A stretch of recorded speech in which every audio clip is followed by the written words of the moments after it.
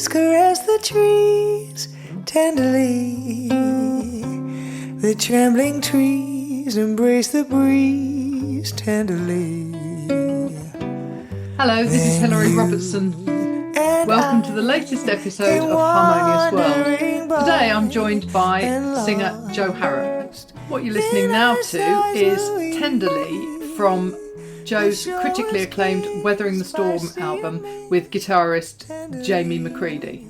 Joe has a new album out in the autumn, and at the end of our conversation you'll hear If I Knew, which is taken from that new album. I hope you enjoy listening to our conversation. Welcome to Harmonious World. Thank you so much for joining me. Well, thank you for inviting me. It's lovely to be with you.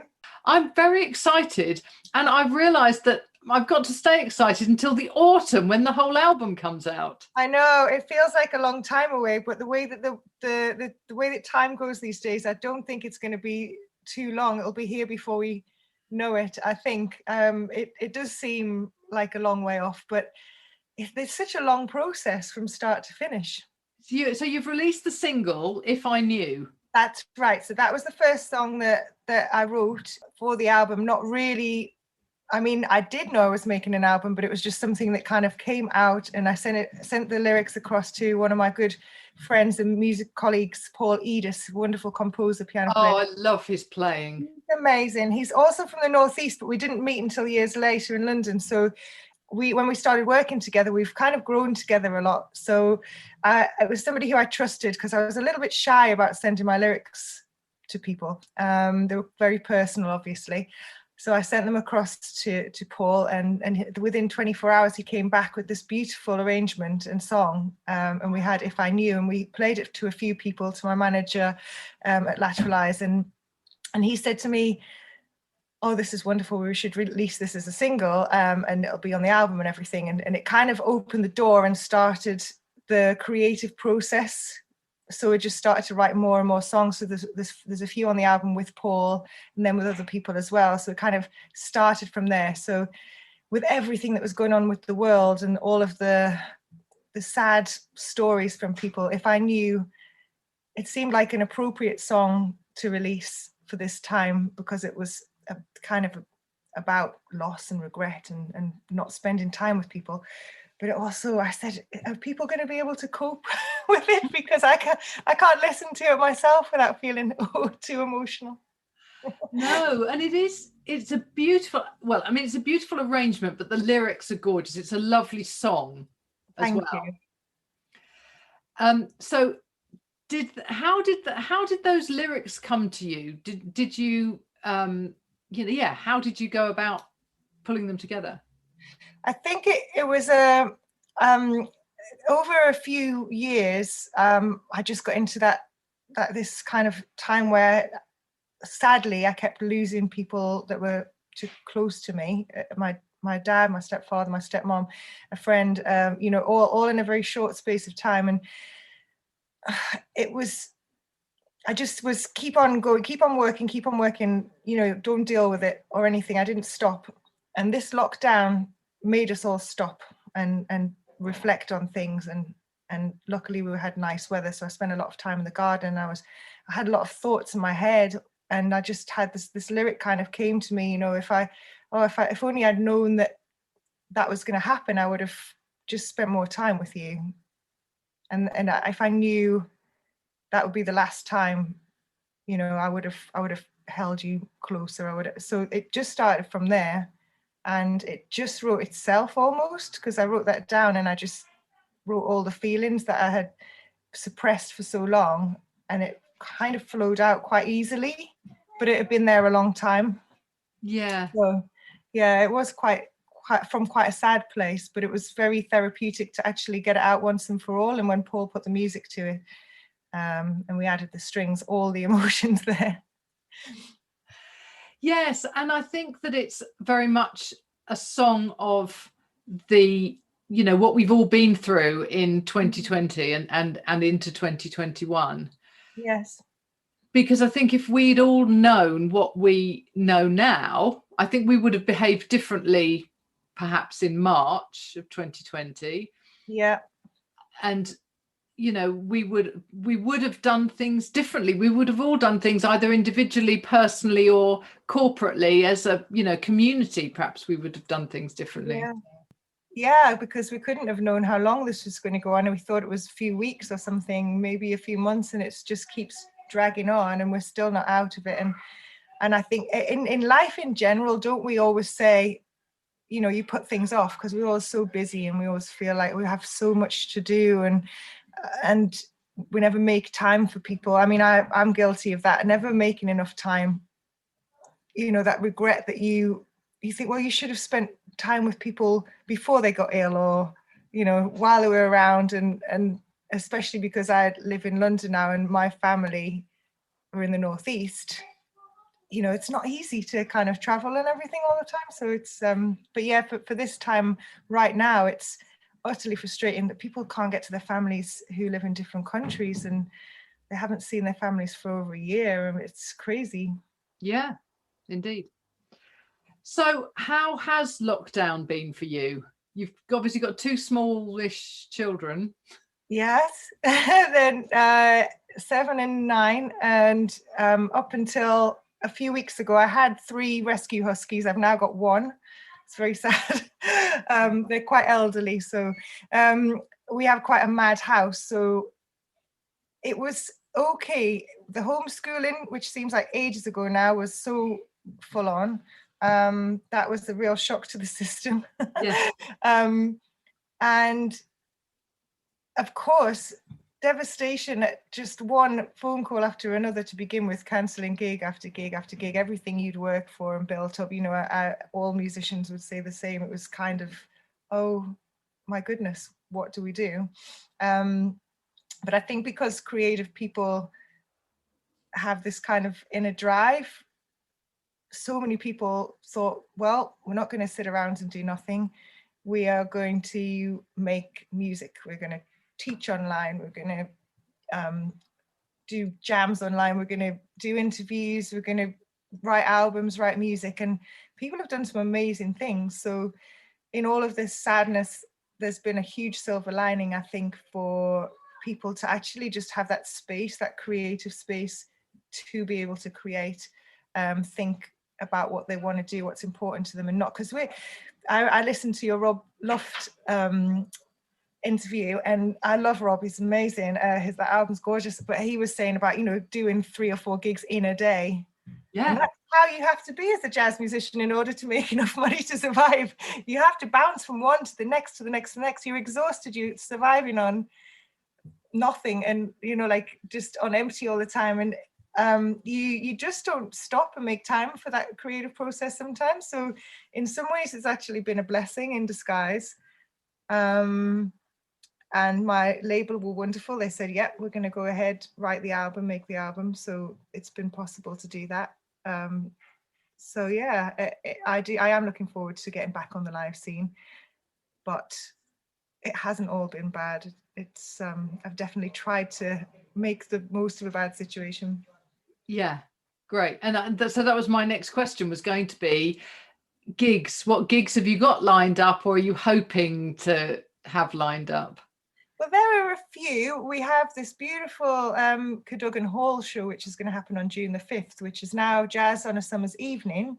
Yeah. Yes, and this is with Lateralise, with Hampstead Jazz Club in association with Jazz FM and Cadogan Hall. And this originally was going to be kind of this time last year as a bit of an album launch for a duets album that I released last year on Lateralise, Weathering the Storm, with my guitar player friend, another Northeast musician called Jamie McCready. So that was going to be our album launch, and then it got moved and possibly moved again before it became a Christmas show. And then we were going to move it to March this year, and of course now it's going to be in June. So it's about 5 times it's moved. So finally, hopefully, we're going to be doing that. So that's going to be really exciting. And then little duets gig with Jamie down at the Green Note, which is a beautiful tiny little place in Camden.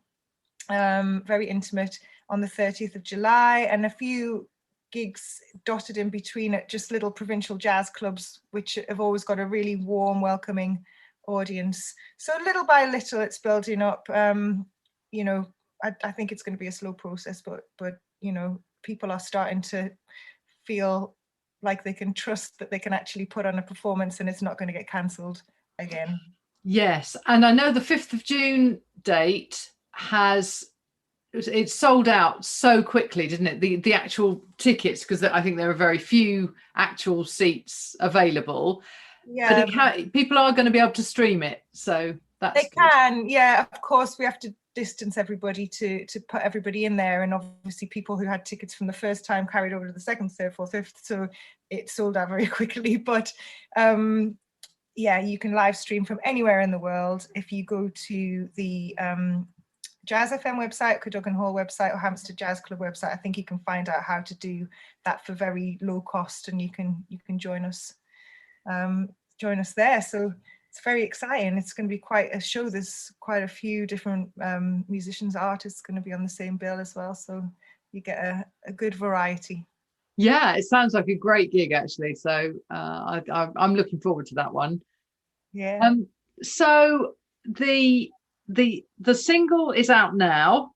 Yep. The album's coming out in the autumn sometime. Presumably, You're hoping you'll do an album launch gig, are you? I hope so. Yeah, we haven't talked about where that might be or when it might be quite yet, but there will be something. Yeah, we've got a few wonderful players on the album as well, so I don't know who will be able to join us and what lineup it'll be or whatever, but we'll definitely have something, and I'm sure it'll be in central London, and hopefully we can think about even touring. That this is something that nobody knows when they're going to be able to get on planes and tour again easily. So yeah, but I think certainly we're all hoping that UK artists will be able to play in the UK properly in the coming months, and so hopefully that will start to happen. Fingers crossed, everything crossed. Exactly. Well, thank you so much for joining me. I really appreciate your time. Oh, thank you for having me. It's lovely to talk to you. Yeah, you too. Well, I look forward to meeting you in person one day at a gig. Oh, absolutely. Yeah, and I'm part of a group called Women in Jazz Media, and we're really trying to really foster the talents of women, especially in the UK. Because if we support each other, then everybody benefits. Yeah, oh, absolutely. I mean, I feel like there is quite a lot of support. The people have really started to support each other more than ever, because all we've really had has been social media, and people have had time to check out each other's stuff more than they normally would. And I feel like there's a good support network actually between the women. I think we're starting to pull together more and more and feel much more united. I'm seeing it, I think years ago, because I was a sax player. I mean, I am a sax player, but I was a proper professional sax player back in the 80s. And it felt then that there was a bit of competition, because so often, I mean, I played in big bands where usually I was the only girl. Mm-hmm. And if there were two of us, it felt a bit like this band was being really like forward thinking by having two of us, in a band of 25 people, and it did feel a bit more competitive, whereas now it feels much more collaborative. It is collaborative, and there is that bit of competition there. There always will be, because it's that kind of business. There aren't enough gigs to go around, and everybody wants to do the same gigs, and you can't help but look at other people, what they're up to, because people only post the good stuff, right? So you're looking at these things, thinking like, oh, I'm not doing enough. That I think there's always this kind of slight competitive thing, because you need it in a way to drive you, otherwise you might get complacent. But there's also a lot of love, and a lot of, especially between the women, I feel, like supporting each other and giving each other that encouragement and support that, like you said, it might not have been there before, because there was this feeling of real competition where you had to, that you had to compete, because it was a male driven world. Really, the jazz world was very, especially from a musician point of view, very kind of male dominated. But I don't know, there's a lot of wonderful women musicians and singers out there who send messages, and they come to your gigs, and they show the support, and I feel like it's a lovely community. I agree. I really do. Yeah. So, and I hope I give out as much support as I'm shown. I try to. Well, I think we are all trying to now. I think it's really good. That's Lovely. great. Thank you. That's all right. It's great to talk to you. That was all right. It was perfect. Thank you so much. Lovely. And I'll see you soon. Have a good evening. Bye. Thanks. You too. Bye. Bye. Bye. Bye. I hope you enjoyed listening to our conversation.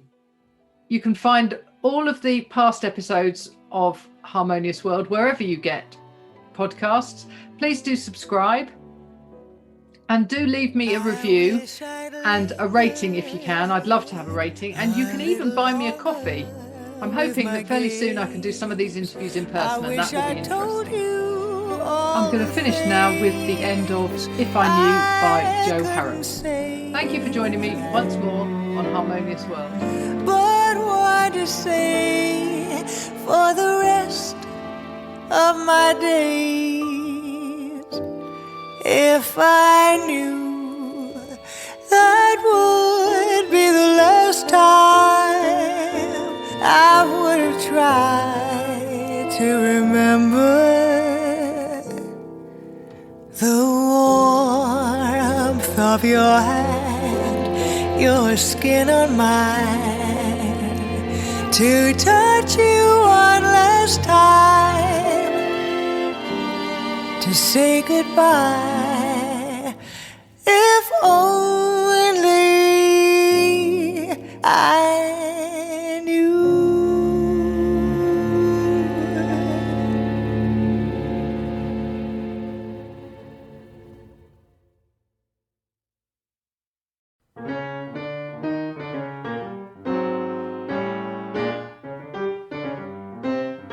Thank you for listening to the latest episode of Harmonious World. My name is Hilary Seabrook, and it's a great delight to bring this series of discussions with musicians and composers and writers and all sorts of people to you.